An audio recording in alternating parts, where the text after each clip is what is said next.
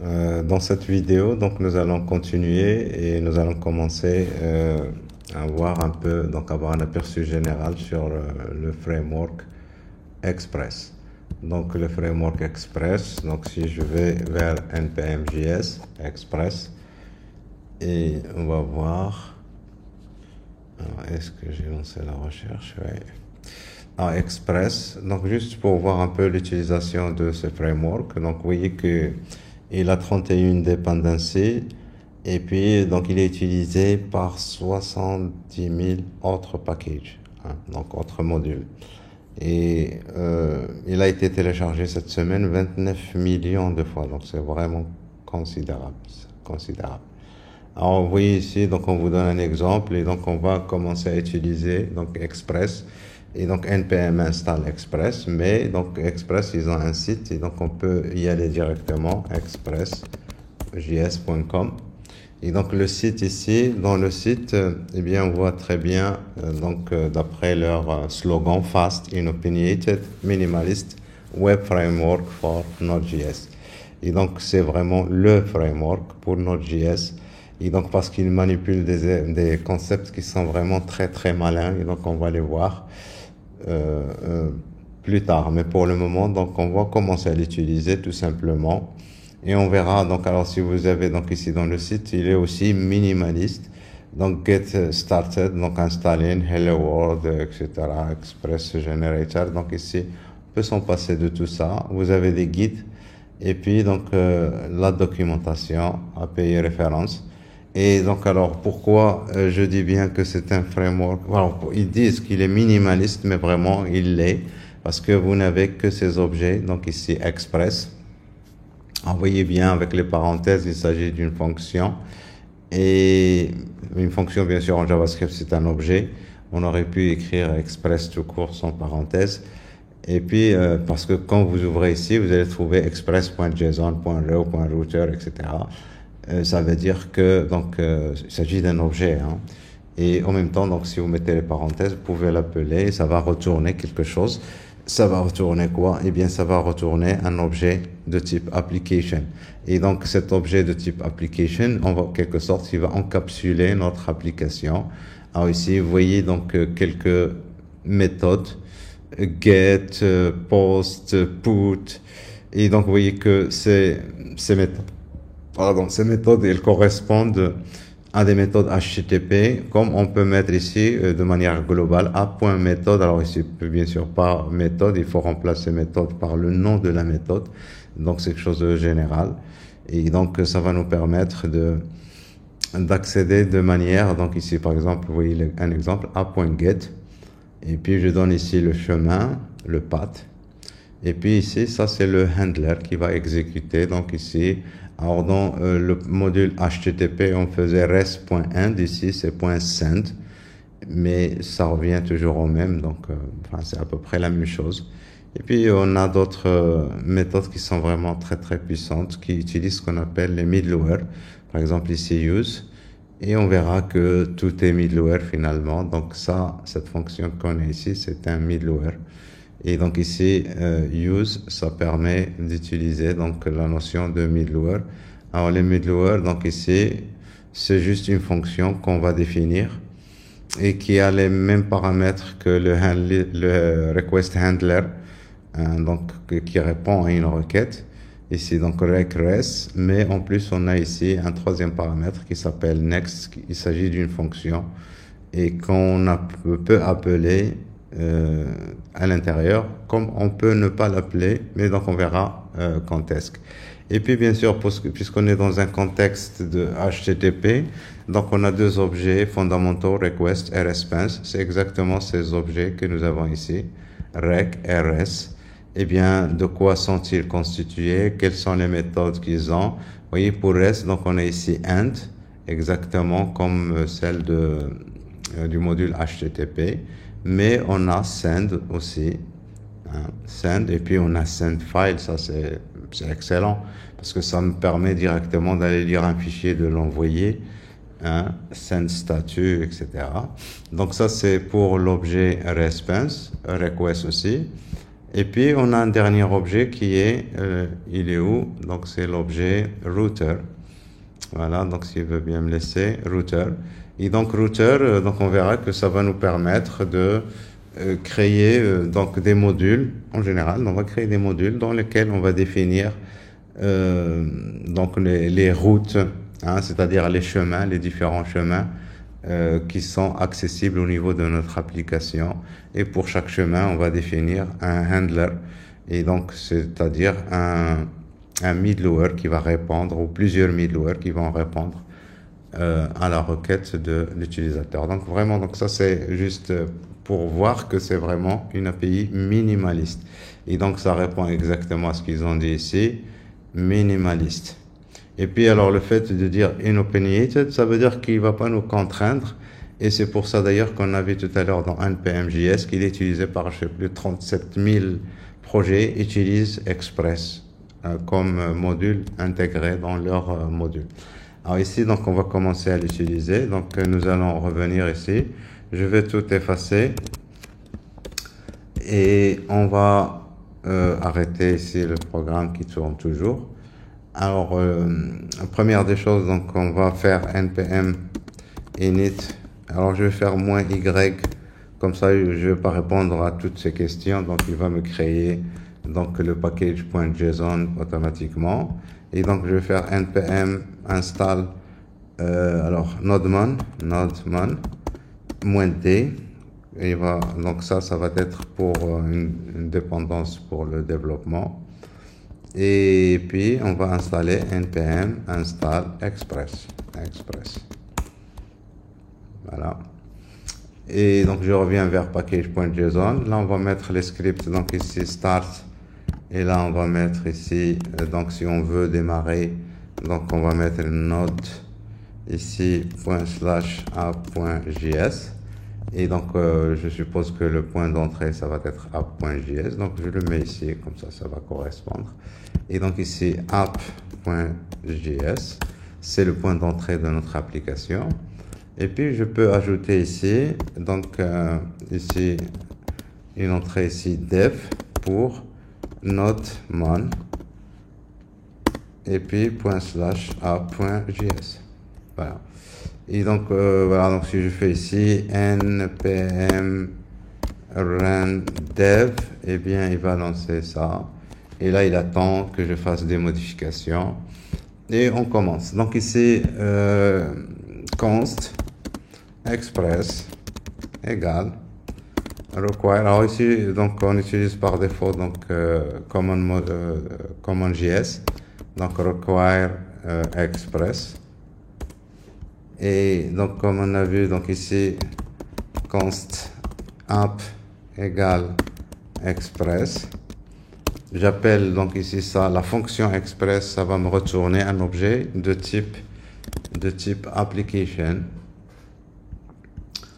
Un objet de type application. Et à partir de cet objet ici, donc je peux aller par exemple utiliser get. Ah oui, ici get et get, il y en a deux. Donc j'utilise la première ici, la deuxième plutôt. Donc ici il s'agit d'une, oui, la syntaxe app.get. Là vous donnez le path, vous pouvez donner une callback ou même plusieurs callbacks. Et donc bien sûr les callbacks qui vont s'exécuter les unes après les autres. Donc ici app.get, et là je vais donner le path quand il s'agit du chemin slash. Alors le deuxième paramètre c'est le callback, c'est rec,res. Et ici je peux alors ici, donc on va faire ici, alors je vais mettre le corps quand même de ma callback. Et donc ici res.send hello express. Alors bien sûr ça c'est une chaîne de caractères, hello express. Et puis bien sûr donc mon application, il faut la démarrer, listen, a.listen, et puis là on va lui dire d'écouter sur le port 3000, et puis exactement comme pour le module HTTP, donc ici console.log Et on va lui dire donc ici server started. Hein. Donc on sait que c'est sur l'écoute sur le port 3000. Et donc ici on devrait avoir server started. Et à partir de maintenant, donc je peux aller voir ici Hello Express. Voilà, donc ici rien de spécial. Alors comme on a vu, donc on peut donner ici un middleware. Enfin ici une callback au niveau de la doc ici, une callback et une callback, etc. Donc ici pour les callbacks c'est un peu spécial. Donc on a ici les fonctions. Donc ici si je fais par exemple alors si je donne plusieurs callbacks, je vais ici revenir à la ligne et les paramètres. Le premier paramètre c'est ça, le deuxième paramètre c'est cette callback, ou même je vais dire ça c'est la troisième. Alors je vais donner un deuxième paramètre ici, rec virgule res, et ça c'est ma deuxième callback. Et là je vais faire ici juste console.log ici request, et là je mets virgule. Alors ici j'ai passé trois paramètres, il y a le path, j'ai passé une première callback, une deuxième callback. Et donc ici je viens ici, le serveur il est démarré. Et si je vais ici essayer, bien on va voir un X ici, ça pose problème. Donc ici, quand je suis dans cette callback ici, eh bien il est resté là. Donc il s'agit d'une fonction qui va être donc envoyée vers la pile pour exécution, et ça va rester là. Et donc vous voyez c'est toujours, donc ici on a le X et ça mouline ici. Alors ici donc c'est un peu spécial. Donc quand on va mettre plusieurs fonctions, ben, il faut qu'on ajoute ici un troisième paramètre qui s'appelle next, et donc c'est pour ça qu'on appelle ça des middleware. Et surtout quand on met le next, hein, le troisième paramètre. Et ici il faudrait que je mette ça entre accolades et point virgule, CTRL Z, alors point virgule, et là on va appeler next, et c'est avec cette fonction qu'on va passer au middleware suivant. Donc à partir de maintenant, Express, et là ça marche, il n'y a pas de problème, mais en même temps je vais trouver qu'il a fait ici, il a reçu, on voit très bien qu'il a reçu deux requêtes ici. Alors ici je lui dis request, mais je peux lui dire aussi, comme on avait vu dans request. Ici maintenant path, au lieu de URL, comme dans le module HTTP, c'était URL, ici c'est path. Donc ici, si je reviens ici, je fais ça, eh bien j'ai ici request, et le path ici c'est slash. Alors si j'écris ici slash about, et bien ici il va me dire cannot get about. Bon, il a répondu automatiquement donc à ma requête, parce qu'il ne sait pas. Ici le chemin que j'ai donné ici c'est juste pour le slash. Alors je vais maintenant enlever ça.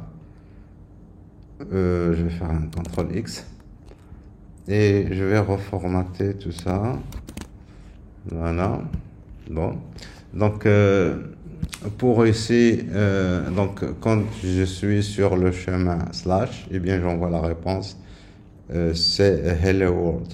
Donc je peux ici bien sûr mettre ici du HTML si je veux, slash h1, et si je reviens ici, alors bien sûr il faudrait que j'enlève about. Voilà, donc vous voyez qu'il a compris que c'est du HTML.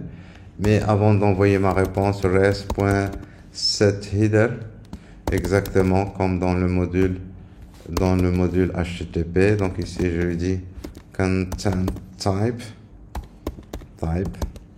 et je lui dis virgule, et là je lui dis text slash plain, et là donc ici logiquement, alors ici content type text slash plain set header, oui. Bon, donc il faut bien sûr, donc on aille voir ici, les en-tête, est-ce qu'ils sont envoyés correctement. Donc ici, alors il me dit ici 304, on voit très bien ici que donc c'est une réponse qu'il a reçue directement à partir du cache, not modified. Et donc alors ici au niveau de la response header, donc on ne voit pas ici content type. Alors,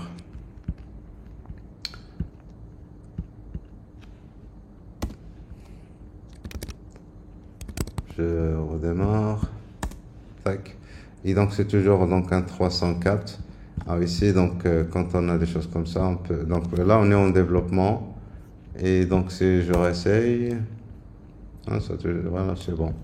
Donc ici maintenant il a reçu le header que je lui ai donné ici. Content type il est où? Content type text plain. Il a ajouté donc ici char7 UTF-8. Donc voilà, donc ici on peut ajouter des en-têtes, etc. Donc voilà, on peut envoyer des objets. Donc get. Alors ici, donc ça c'est pour uniquement pour le chemin slash. Voilà ce que je veux. Maintenant, si je veux créer des pages, par exemple about, alors je copie ça. Alors qu'est-ce que je fais là? Voilà, donc je copie cette instruction. Voilà. Et on va lui dire maintenant, si quelqu'un fait une requête about, eh bien, on va envoyer ici about. Et donc ici, le fait de faire ça, maintenant, ça va me permettre de, si j'écris ici about, eh bien, il va m'envoyer vers la page about. Et si je reviens à slash, eh bien, il m'envoie à slash. Et vous voyez que j'ai toujours 304 là. Il faudrait que je gère les en-têtes pour le cache. Parce que le cache aussi, c'est important. Donc, il faut ajouter des en-têtes pour lui dire d'expirer instantanément. Mais bon, donc on va pas traiter ça. On va pas se concentrer sur HTTP, mais on va se concentrer plutôt sur les choses intéressantes donc de ce framework. Alors ici, donc, je veux que à chaque fois l'utilisateur qui fait une requête, je veux par exemple ici loguer des informations sur cette requête, quel que soit le chemin auquel elle accède. Et donc ici, je peux ajouter ici maintenant app.use. Et ici, donc use, eh bien, on va lui donner ce qu'on appelle un middleware. Et donc ce middleware, donc comme on a vu ici, c'est donc rec, res, next.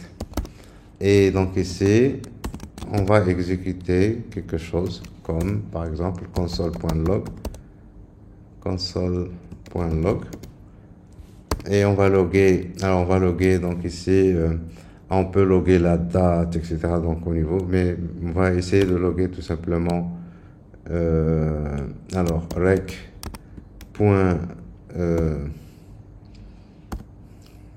hostname virgule rec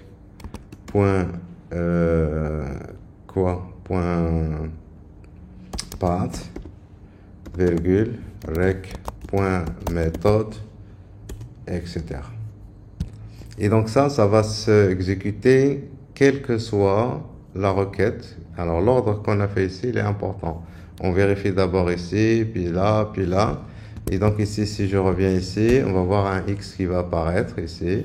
Et ça va mouliner encore. Donc ici, il faut jamais oublier ici d'appeler la fonction next pour passer. Parce que si je n'envoie pas de réponse. Et donc il faut ici appeler next pour passer aux autres middleware. Et donc ici, puisque je suis ici dans slash, eh bien, il va m'envoyer ici, c'est ce middleware qui va s'exécuter puisque ça vérifie ici le slash et puis la méthode get. Et puis en même temps, donc ici, vous voyez, localhost, et puis le chemin c'est slash, le path, et puis ici, j'ai la méthode get. Et si j'écris ici slash about, eh bien, on va voir ici about, et là, localhost, about, et puis get. Et si j'écris ici contact, eh bien, il va m'envoyer, donc il me dit cannot get contact, mais ici, localhost, etc. Donc ici, alors automatiquement, bien sûr, il a exécuté, donc il a envoyé quelque chose, le texte qu'on voit ici, cannot get contact. Eh bien, c'est un texte qui est intégré au niveau de Express. Donc ici, on appelle ça des middleware, si vous voulez. Donc, il y en a pour le moment ici 1, 2, 3 qui sont exécutés ici. Et donc, chaque middleware, il peut, donc, quand la requête arrive, ils vont s'exécuter les uns à la suite des autres. Ça dépend. Donc, le middleware s'exécute, soit il va répondre. S'il répond, donc les autres ne seront pas exécutés. S'il ne répond pas, il doit appeler la méthode next pour donner la chance aux autres. Alors celui-ci, quand vous écrivez about, eh bien la condition, c'est la méthode, il faut qu'elle soit get. Il faut que le chemin, ici, pour accéder ici, il faut que ce soit slash. Alors si vous avez about, donc ça va pas s'exécuter. Et donc on arrive ici, c'est celui-ci qui va s'exécuter. Mais là j'ai écrit contact, alors on va trouver que contact n'existe pas. Et donc express est configuré automatiquement pour envoyer une erreur quand il ne trouve aucun chemin, aucun middleware qui répond à votre requête. Eh bien il vous envoie ici cannot get contact. Et donc ça on a l'habitude de voir ça, par exemple quand on utilise live server, eh bien on a l'habitude de voir ça. Donc, alors, les middleware, ils sont très intéressants dans ce sens. Alors, ici, par exemple, je peux, pour le chemin ici, path, je peux faire ici app.post. Et là, donc, je m'intéresse à quand il y a une requête méthode post, rec, virgule, res. Et donc, ici, j'envoie ici, res.send.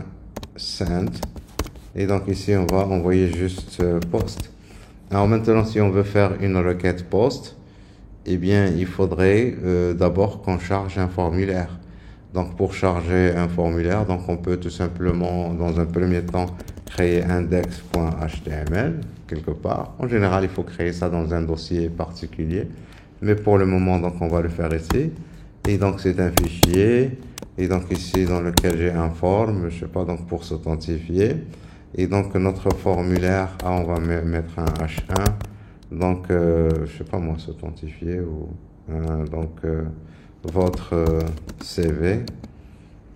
Hein. Et donc ici, on va créer un formulaire, action, donc il va aller quelque part, donc ici je laisse, il va aller à slash, parce que ici j'ai mis ici slash. Et donc, c'est important maintenant de mettre action, ça va aller à slash. Et là, je vais mettre la méthode égale à post. Et ici, on va mettre juste un input de type texte et de name. Donc ici, on va l'appeler, allez, non, tout simplement. Et là, placeholder, non.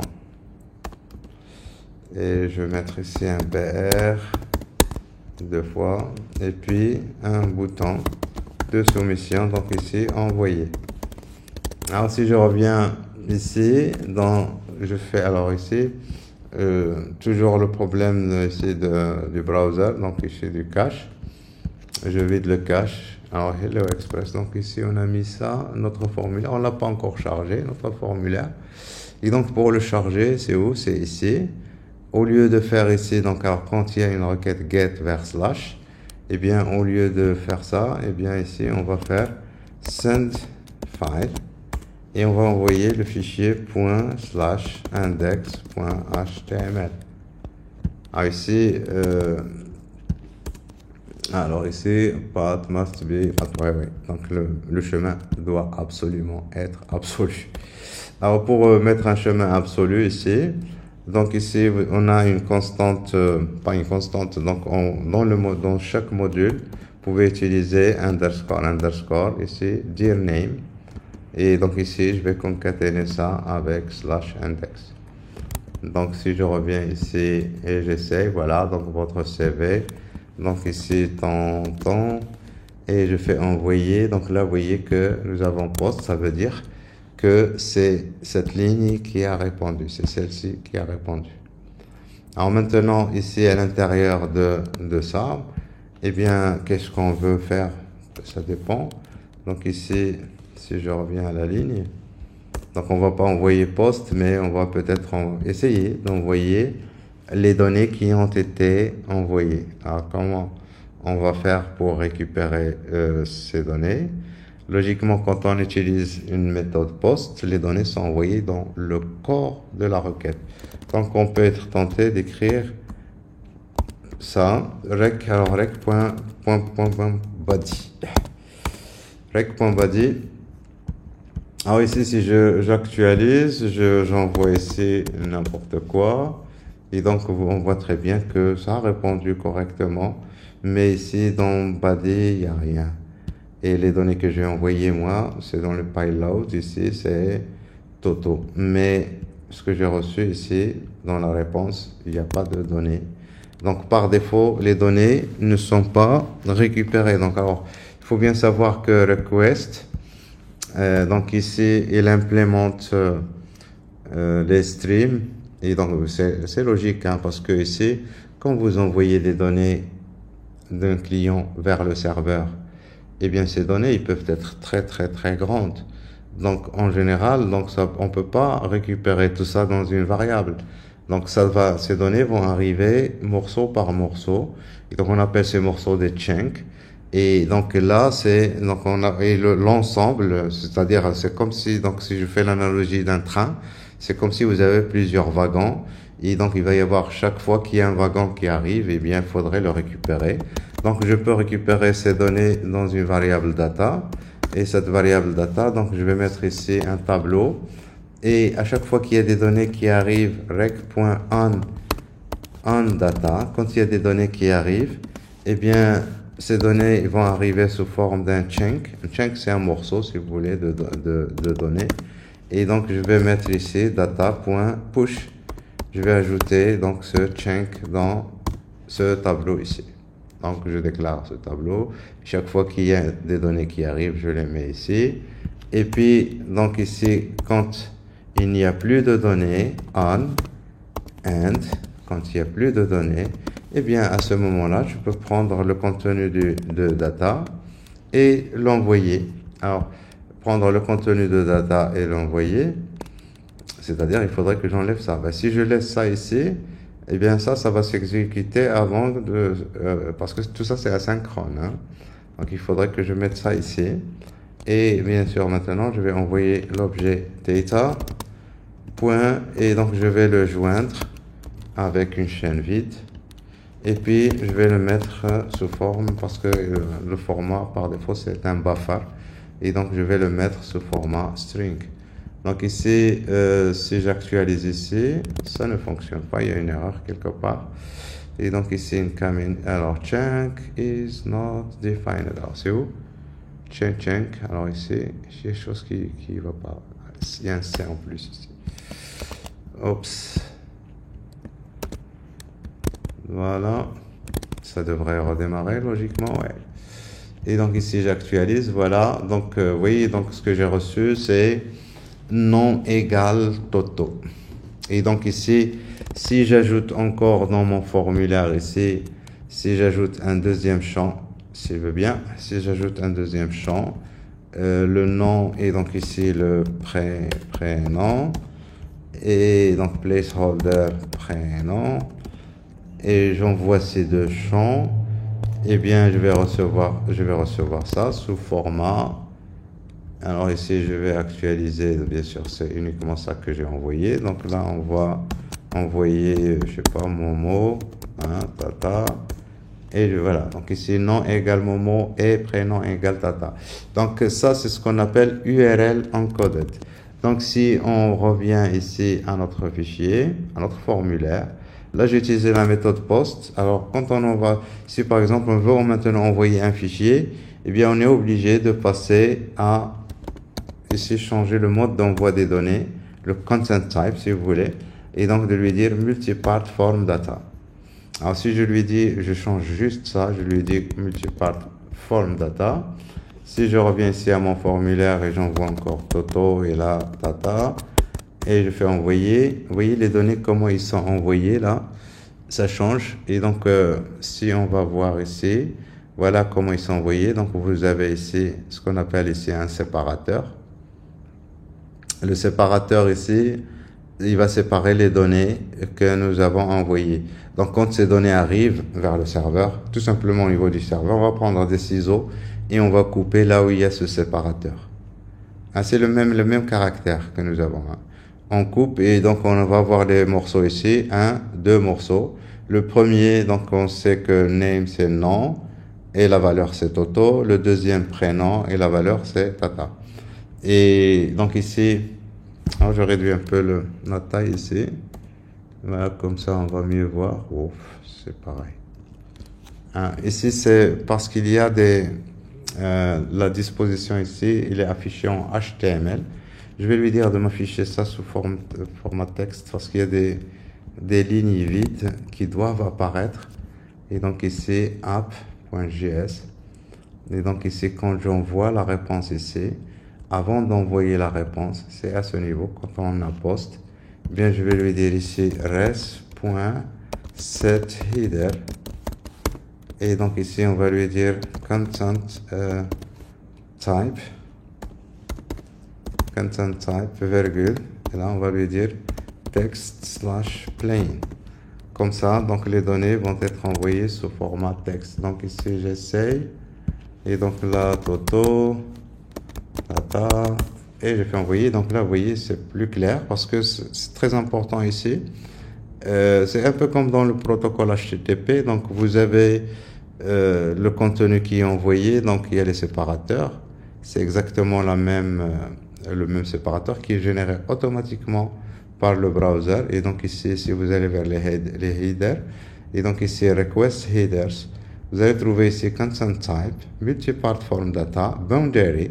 Et boundary, c'est les frontières, si vous voulez, entre les différents éléments que vous envoyez. Ici, j'envoie deux champs. Le premier, là, pour name, nom, et la valeur, retour, donc une ligne vide, et là, c'est le contenu. Deuxième champ, et donc ici, on met les métadonnées. Ça, c'est les métadonnées. Le nom du champ, c'est prénom, et la valeur, c'est ça. Et on peut continuer maintenant si on veut ajouter dans notre formulaire ici, par exemple, un autre champ. On ajoute ici, par exemple, un champ de type file. J'ai pas besoin de placeholder pour ça. Et on va appeler ça CV, puisqu'on veut envoyer un CV. Et donc là, je fais envoyer. Donc si je reviens ici et j'affiche, j'ai un fichier en plus. Et donc là, je fais Toto, papa, et je choisis un fichier. Alors, on va choisir... Alors, je choisis toujours ça, un fichier texte, SVG. Et donc, vous voyez ici les séparateurs. Voilà les séparateurs. Et donc, ici, le fichier, le troisième fichier, le nom du fichier, c'est CV. Le nom du champ, pardon, c'est CV. Le nom du fichier file name, c'est circle 1.svg. Consent type, c'est image / etc. Donc, vous voyez là. Et donc, on peut envoyer un fichier, même plusieurs fichiers si on veut, il n'y a pas de problème. Donc, si je veux envoyer plusieurs fichiers, je n'ai qu'à ajouter ici multiple. Et donc, ça va me permettre d'envoyer plusieurs fichiers. Donc, je fais ça. Et donc, ici, Toto, papa, je sélectionne un ou plusieurs fichiers. Donc, je sélectionne ça. Et je vais sélectionner donc un fichier ici, contrôle, et je sélectionne un fichier PSD Photoshop pour Photoshop. Et je fais envoyer. Et donc, quand on voit ici le séparateur, ça, c'est le premier fichier. Et le deuxième fichier, il commence où? Il commence là. Vous voyez le séparateur. Et content type, donc ici, c'est toujours dans le champ CV. Et le nom du fichier, c'est logo, insert, etc. Et le type, c'est image/vnt Adobe Photoshop. Et donc, vous voyez ici, donc Adobe Photoshop, c'est du XML. Donc, pour encapsuler donc, le fichier. Donc, voilà. Donc, ici,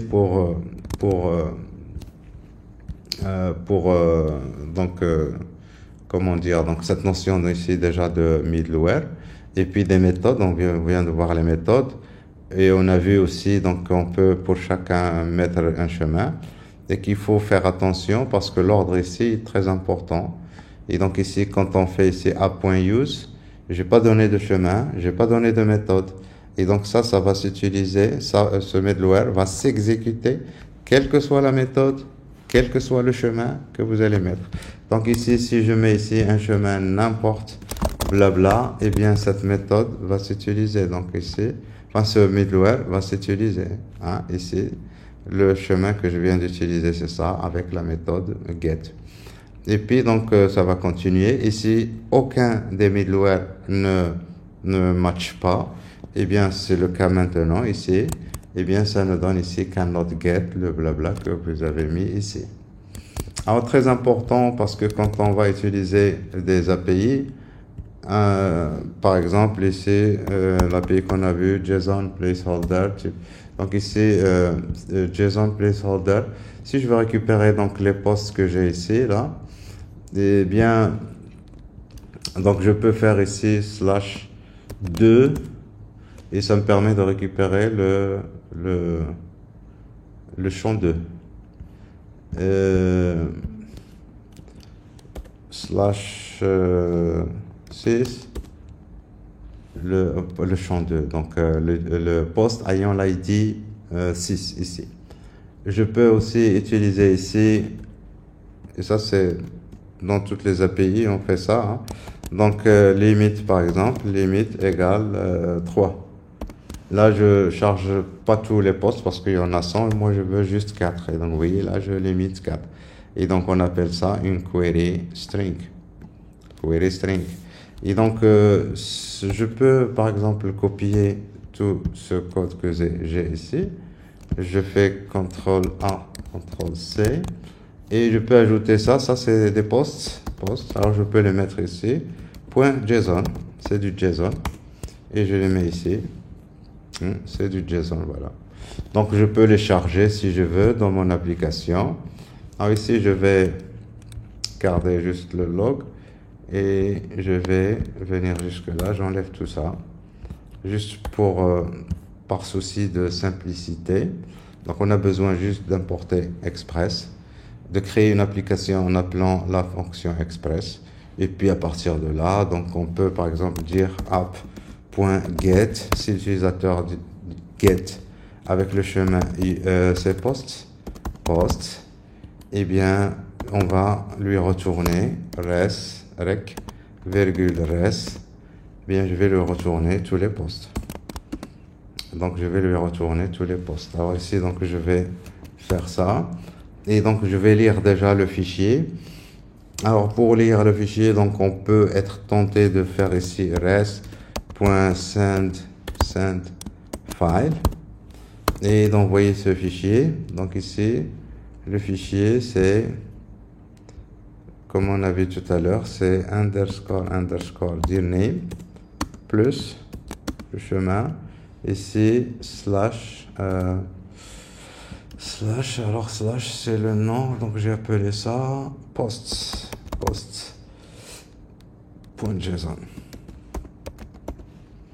Et donc si j'essaie avec ça, donc ici si j'écris ici posts, et vous voyez donc là il m'a chargé les posts. Mais bien sûr avec send files, eh bien je peux charger le fichier et l'envoyer, pas de problème. Mais moi j'aimerais bien quand même pour ce fichier donc le charger ici. Et donc je peux le charger en faisant quelque chose comme ça, const, et ça c'est, on n'a pas vu ça dans les modules.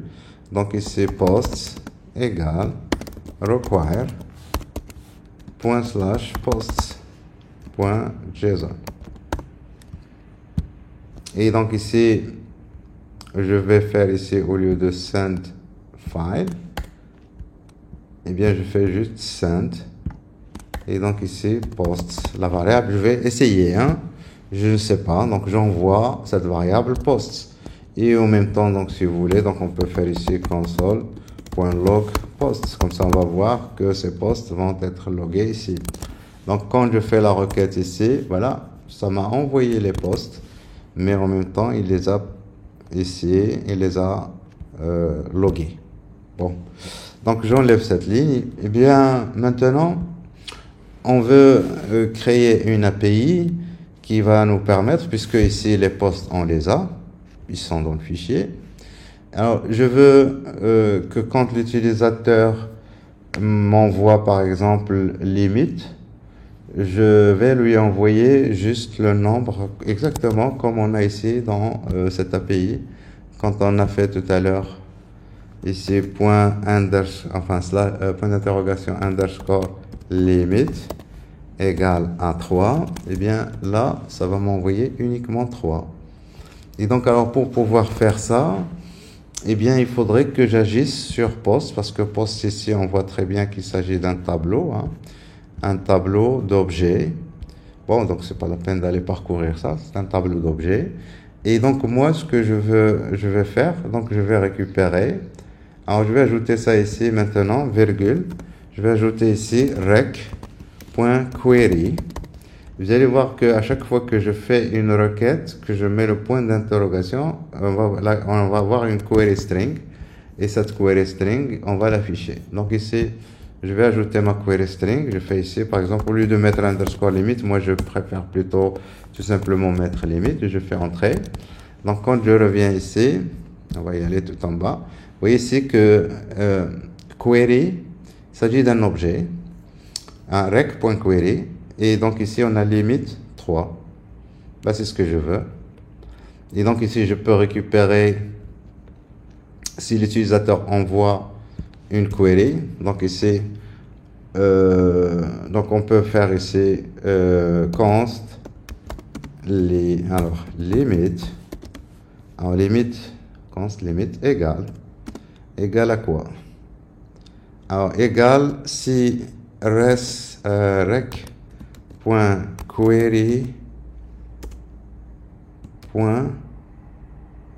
c'était limite. Rec.query c'est tout ça, point limite c'est la valeur que nous avons ici. Alors bien sûr, limite ça peut exister ou ne pas exister. Et donc ici je peux faire si elle existe, c'est-à-dire qu'elle a une valeur, eh bien on va prendre cette valeur. Donc je mets ici CTRL-C. Si elle n'existe pas, eh bien on envoie tous les postes. Et donc pour envoyer tous les postes, eh bien donc ici on va mettre allez, qu'est-ce qu'on va mettre? On va mettre le nombre total des postes. Donc c'est posts.length gth. Et alors bien sûr donc ici les postes qu'on doit envoyer, c'est pas ici c'est pas tous les postes, mais on va utiliser par exemple des méthodes sur les tableaux comme splice. Alors splice, ça permet de dire que je vais commencer à un endroit et que je vais supprimer un certain nombre de... Alors donc ici on va commencer à limite, hein, et on va lui dire de supprimer delete count, combien d'éléments on veut supprimer. Donc si vous ne dites rien, il va supprimer tout ce qu'il y a après, tout simplement. Et donc ici splice limit, voilà. Et donc si je fais ça maintenant et je fais 3 et on vérifie, alors ça n'a pas, alors est-ce que c'est bien, je suis bien, limite, ah, ça a tout enlevé. Alors request.query.limit, la valeur c'est que je vais donner c'est limite. Sinon pour la limite je vais donner la longueur totale. Alors là j'ai mis 3. Alors je vais mettre ici 30. Ça donne toujours pareil. Donc ça veut dire que ici mon splice ici n'est pas correct. Je revérifie pour splice. Alors splice. Donc start number delete count. Donc à quel endroit on va démarrer? Ok, donc ici il faut bien voir ici que limite, il faudrait qu'on s'assure ici, parce que si limite est égal à request.limite, et donc ici là je suis en train de faire une affectation et là je fais un test ici. Si ça c'est vrai, ça veut dire c'est différent de chaîne vide, différent de 0, différent de tableau vide, hein. Donc si ça c'est vrai, donc ça va prendre ça. Et sinon, ça va prendre ça, c'est un nombre. Et donc ici, ça, par contre, eh bien, c'est une chaîne de caractères. Je vais ajouter juste un plus pour le convertir automatiquement en nombre et d'essayer. Donc, vous voyez ici pour limite. Alors, si j'essaye maintenant, encore, ça change rien. Il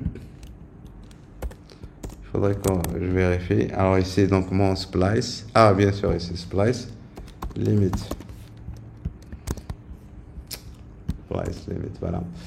Donc j'en ai mis combien? 3. Et là je vois tout. Qu'est-ce que c'est que ça? Qu'est-ce que c'est que ça? Donc mon code n'est pas... Donc il faudrait que je vérifie les choses. Alors splice. Donc ici je fais console. res.log limit virgule type of limit. Je veux savoir quelle est la valeur de limit et quelle est la valeur de type of limit. Donc ici mon serveur a démarré, je fais ça. Donc alors 3 et c'est un number. Et donc c'est juste que j'ai pas, donc ici au niveau de la syntaxe ici, quand on fait ça, splice, alors splice, je vais voir ça dans la documentation, on va voir ça dans MDN splice. Juste pour voir, parce que ici, est-ce que ça retourne un tableau, le tableau nouvellement créé. Donc ici, élément, même le tableau. Array, donc alors ici, tableau, ah ok. Alors ici, donc voilà, c'est ça. Donc c'est les valeurs qui ont été supprimées du tableau. Donc ici, c'est pas comme ça qu'il faudrait faire. Donc mon tableau, il sera modifié avec splice. Et ça, c'est pas bien. C'est pas bien. Donc ici, ce qu'il faut faire. Donc alors je fais const tab égale. Et donc alors je vais appeler ça temp égale. Et là, je vais utiliser je vais faire une copie du tableau posts. Donc là, ça, c'est une copie du tableau. Je prends temp, ça va être une copie de tout ce qu'il y a dans ce tableau. Et maintenant, temp.splice. Et donc là, on va utiliser limit. Et là, c'est temp qui va être modifié. Et ce que je vais envoyer maintenant, c'est tout simplement temp. Et je ne vais pas toucher à post parce qu'à chaque fois que je fais une requête, je veux que mon tableau soit complet et c'est après que je vais faire les opérations dessus. Et donc logiquement, ça devrait maintenant fonctionner. J'en ai 3. Je veux 4. Voilà, donc je dois avoir 4. Je veux, alors je peux être extrême, donc 0. Et je veux 10, voilà, et donc je vais avoir 10, etc. Donc voilà, donc ça c'est pour ici, donc quand on a ça, maintenant on peut être tenté d'aller récupérer un post, comme ici, donc si on écrit posts /2, eh bien ça va me récupérer le post ayant l'ID 2, d'accord? Alors ici maintenant pour récupérer ce post, eh bien je vais faire une copie pour aller plus vite. Et donc ici tout ça à l'intérieur on va le réécrire, mais le chemin ça va être post toujours, mais on va ajouter ici ce qu'on appelle un paramètre. Et donc le paramètre ici il va être variable. Je regarde ici, je mets /1, /2, /8, etc. Et donc là je vais lui dire slash, et là pour dire qu'il s'agit d'un paramètre, on va utiliser les accolades et on va lui donner le nom qu'on veut. Alors le nom qu'on veut, donc moi je veux lui donner ID. Et donc ici, je vais continuer maintenant. Et je vais faire ici res.send. Donc ici, ID. Et j'envoie ici plus. Alors le ID pour le récupérer, ça doit venir dans la requête .params.id. Et bien sûr ici, dans notre truc qu'on log ici en bas, donc je vais ajouter, comme on a ajouté ici rec.params, je vais ajouter .query, je vais ajouter rec.params. Et donc ça va nous afficher ici la requête .params. Donc si je vais ici, et au lieu de ça, je mets ici posts /10. Eh bien, il me dit ici cannot get post /10. Pourquoi? Alors, est-ce que voilà? Donc ici, a.get, alors /post id rec res.send. Alors ici, il me dit get, et il me dit il n'y a pas de ça, il n'y a pas de, alors, rec.params. Ok, alors c'est quoi? Get, post, ID. Posts. Bon, donc allons à la documentation d'Express. Là, je suis en train d'utiliser, donc ici, comment dire? Alors, donc ici, les paramètres. Donc, les paramètres, on va les trouver probablement ici dans le routeur, juste au niveau de la documentation. Et donc, alors ici, vous voyez qu'on peut donner des chemins qui sont, voilà, qui peuvent être, alors, donc,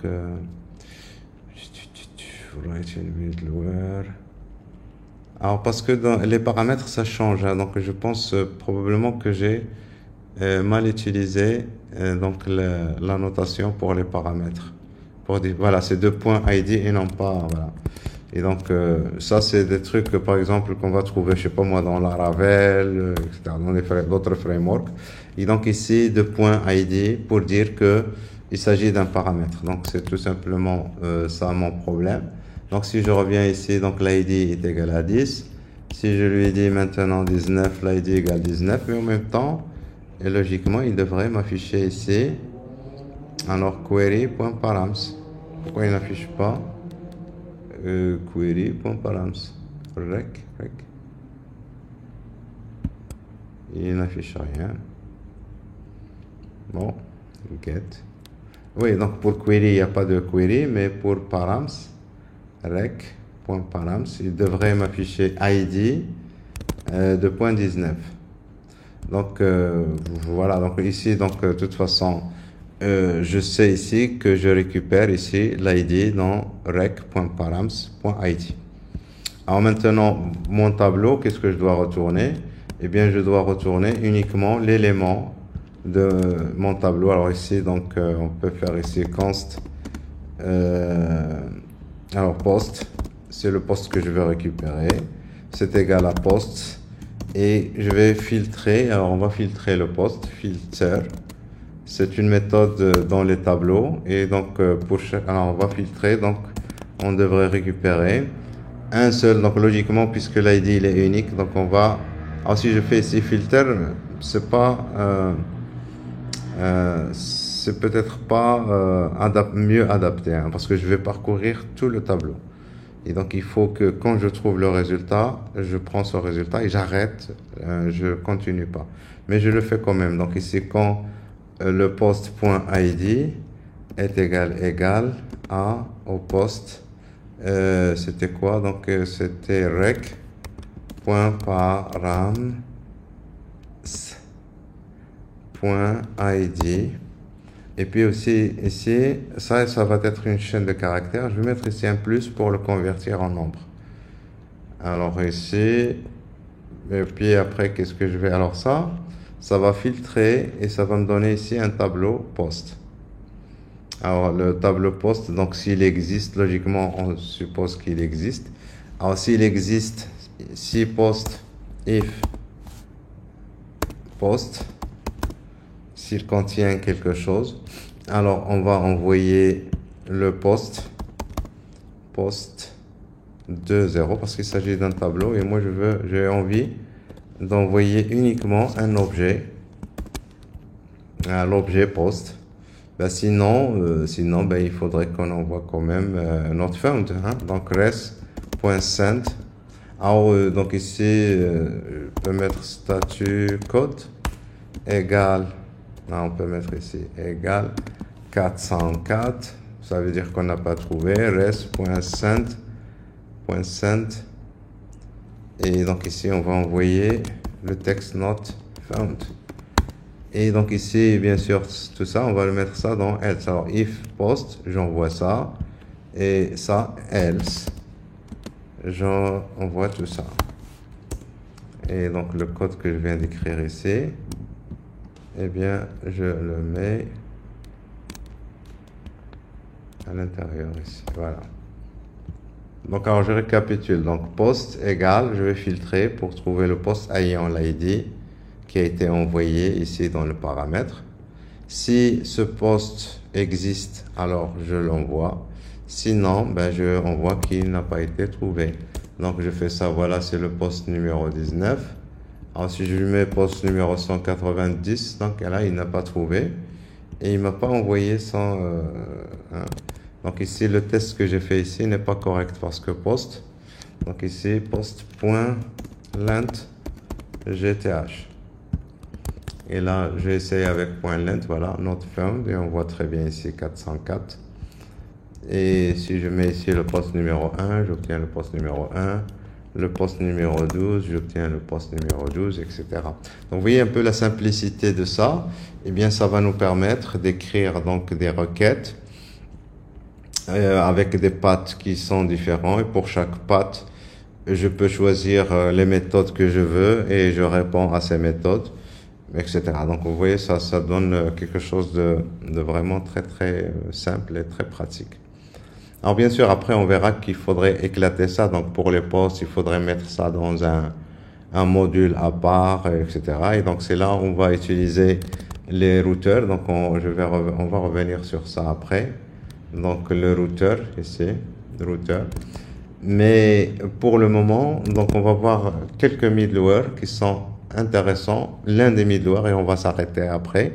Donc, c'est le middleware qui va nous permettre tout simplement de créer un site web statique.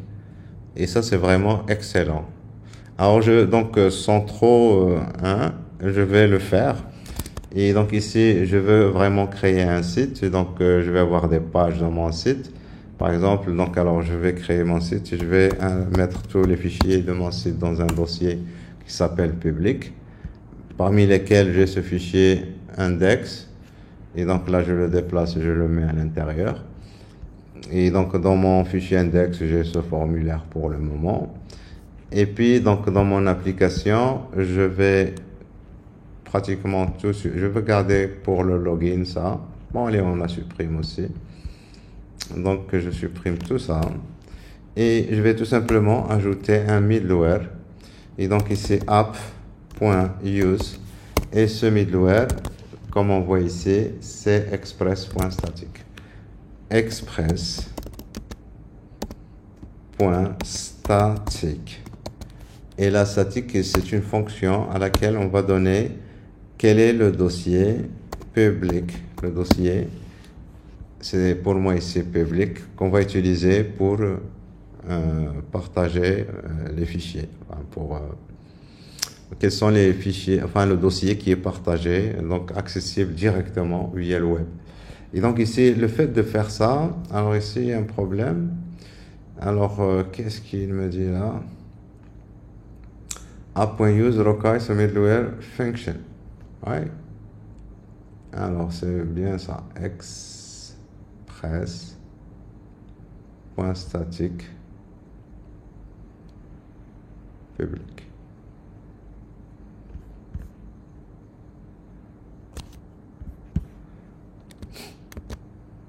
Voilà, donc c'était juste...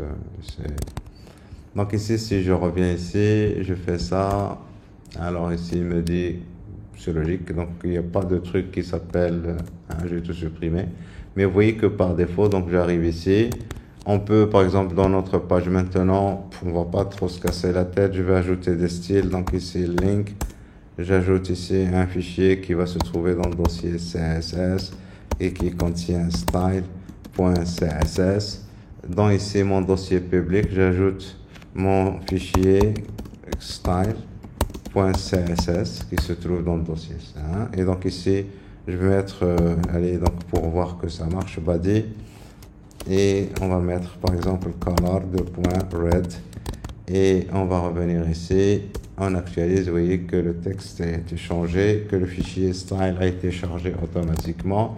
Je peux ajouter, je sais pas moi, des images, etc. Donc un dossier image, un dossier JavaScript, et tout ça va être accessible.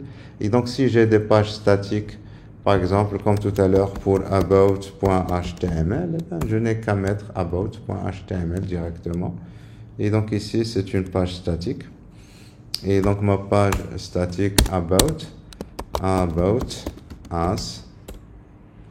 Et donc ici, h1 about us.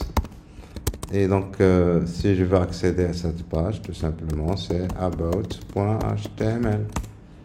Et bien sûr, donc j'ai une page qui, alors j'écris le nom de la page pour y accéder. Mais si j'écris ici maintenant index.html, c'est un fichier qui existe. Mais, alors ici, donc vous voyez qu'on accède. Mais si je fais ça, on accède toujours.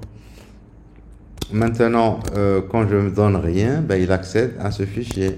Mais si jamais je change le nom de ce fichier index, et donc je l'appelle, je sais pas moi, default.html, eh bien, si je fais ça, cannot get, donc il n'arrive pas à lire, bien sûr.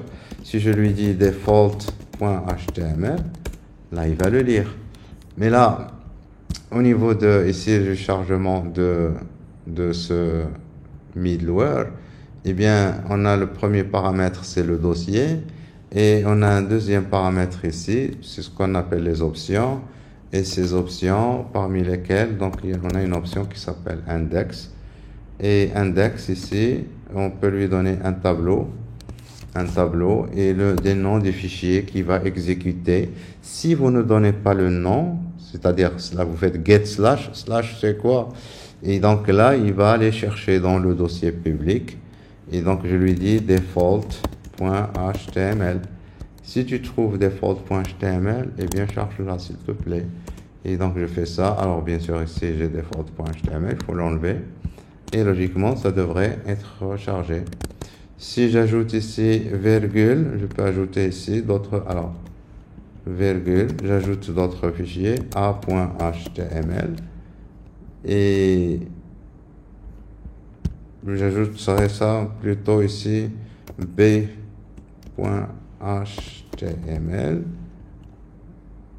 virgule, voilà, c'est bon. Donc il va chercher s'il trouve b.html et le charge. S'il ne trouve pas, il va chercher s'il y a default.html, il le charge. Sinon, s'il ne trouve pas, il va chercher a.html. S'il ne trouve pas, il va me dire cannot get machin, etc.